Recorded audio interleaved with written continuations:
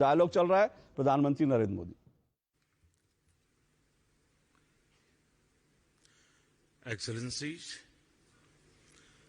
BRICS business समुदाय के leaders, आप सबको नमस्कार। मुझे खुशी है कि दक्षिण अफ्रीका की भूमि पर रखते ही हमारे कार्यक्रम की शुरुआत ब्रिक्स बिजनेस फोरम से हो रही है। सबसे पहले मैं राष्ट्रपति रामाफोसा को उनके निमंत्रण और इस बैठक के आयोजन के लिए बहुत बहुत धन्यवाद देता हूं। ब्रिक्स बिजनेस काउंसिल को 10वीं वर्षगांठ पर बहुत बहुत बधाई और शुभकामनाएं देता हूं। पिछले 10 वर्षों में ब्रिक्स बिजनेस काउंसिल ने हमारे आर्थिक सहयोग को बढ़ाने में बहुत महत्वपूर्ण भूमिका निभाई है। 2009 में जब ब्रिक्स की पहली समिट आयोजित की गई थी, तब विश्व एक बड़े आर्थिक संकट से बाहर आ रहा था। उस समय ब्रिक्स वैश्विक अर्थव्यवस्था के लिए एक आशा की किरण के रूप में उभरा था। वर्तमान समय में भी कोविड महामारी, तनावों और विवादों के बीच विश्व आर्थिक चुनौतियों से जूझ रहा है।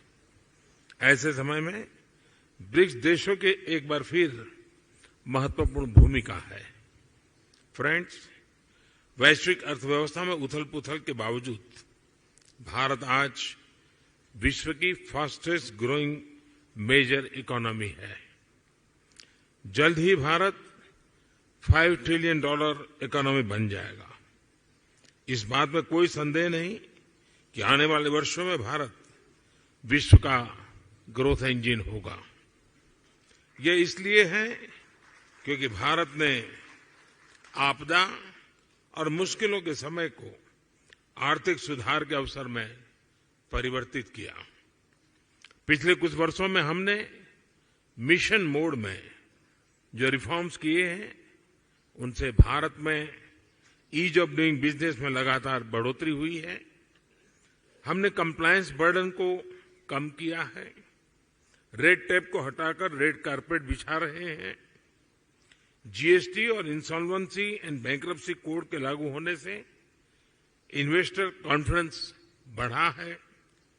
रक्षा और अंतरिक्ष जैसे क्षेत्र जिनको प्रतिबंधित माना जाता था, आज प्राइवेट सेक्टर के लिए खोल दिए गए हैं। हमने पब्लिक सर्विस डिलीवरी और गुड गवर्नेंस पर विशेष रूप से ध्यान केंद्रित किया है। टेक्नोलॉजी के इस्तेमाल से भारत ने फाइनेंशियल इंक्लूजन की और एक बड़ी छलांग लगाई है। इसका सबसे अधिक लाभ हमारी ग्रामीण महिलाओं को मिला है। आज एक क्लिक से भारत में करोड़ों लोगों को डायरेक्ट बेनिफिट ट्रांसफर किए जाते हैं।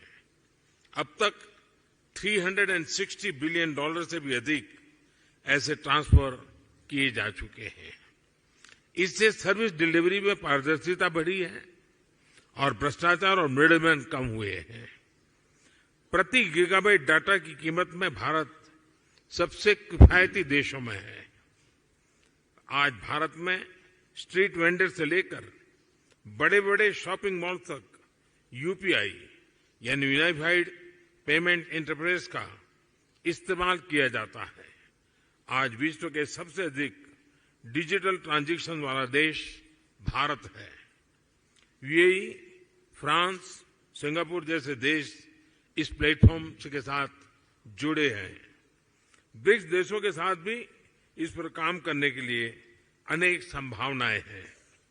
भारत के इंफ्रास्ट्रक्चर में बड़े पैमाने पर हो रहे निवेश से देश का परिदृश्य बदल रहा है। इस वर्ष के बजट में हमने इंफ्रास्ट्रक्चर के लिए लगभग $120 बिलियन का प्रावधान रखा है। इस निवेश के माध्यम से हम भविष्य के एक नए भारत की मजबूत नींव रख रहे हैं। रेल, रोड, वाटरवे, एयरवेज हर क्षेत्र में तेज गति से बदलाव आ रहा है। आज भारत में 10,000 किलोमीटर प्रति वर्ष की रफ्तार से नए हाईवे बन रहे हैं। पिछले 9 वर्ष में एयरपोर्ट की संख्या दोगुनी हुई है। निवेश और उत्पादन को बढ़ाने के लिए हमने प्रोडक्शन लिंक इंसेंटिव स्कीम्स लागू की है। लॉजिस्टिक्स कॉस्ट कम होने से भारत का मैन्युफैक्चरिंग सेक्टर कॉम्पिटिटिव हो रहा है। रिन्यूएबल एनर्जी के क्षेत्र में भारत वर्ल्ड लीडर में से एक है। हम भारत को solar energy, wind energy, electric vehicles, green hydrogen, green ammonia जैसे क्षेत्रों में ग्लोबल मैन्युफैक्चरिंग हब बनाने के लिए सक्रिय रूप से कदम उठा रहे हैं। स्वाभाविक है कि इससे भारत में रिन्यूएबल टेक्नोलॉजी का एक बड़ा मार्केट बनेगा। आज भारत में विश्व का तीसरा सबसे बड़ा स्टार्टअप इकोसिस्टम है। भारत में इस समय 100 से भी अधिक यूनिकॉर्न है।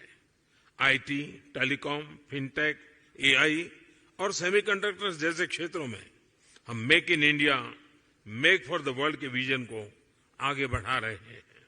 इन सभी प्रयासों का सामान्य जन के जीवन पर प्रत्यक्ष रूप से सकारात्मक प्रभाव पड़ा है। पिछले 9 वर्षों में लोगों की आय में लगभग 3 गुना वृद्धि हुई है। भारत के आर्थिक विकास में महिलाओं की सशक्त भागीदारी रही है। आईटी से लेकर स्पेस तक, बैंकिंग से लेकर हेल्थ केयर तक महिलाएं पुरुषों के साथ कंधे से कंधा मिलाकर देश की प्रगति में योगदान दे रही है। भारत के लोगों ने 2047 तक एक विकसित राष्ट्र बनाने का संकल्प लिया है। फ्रेंड्स, मैं आप सभी को भारत की विकास यात्रा में शामिल होने के लिए आमंत्रित करता हूं। कोविड महामारी ने हमें रेजिलिएंट और इंक्लूसिव सप्लाई चेन्स के महत्व को सिखाया है। इसके लिए आपसी विश्वास और पारदर्शिता बहुत ही महत्वपूर्ण है। हम एक दूसरे की ताकतों को जोड़कर पूरे विश्व, खासतौर पर ग्लोबल साउथ के कल्याण में महत्वपूर्ण योगदान दे सकते हैं।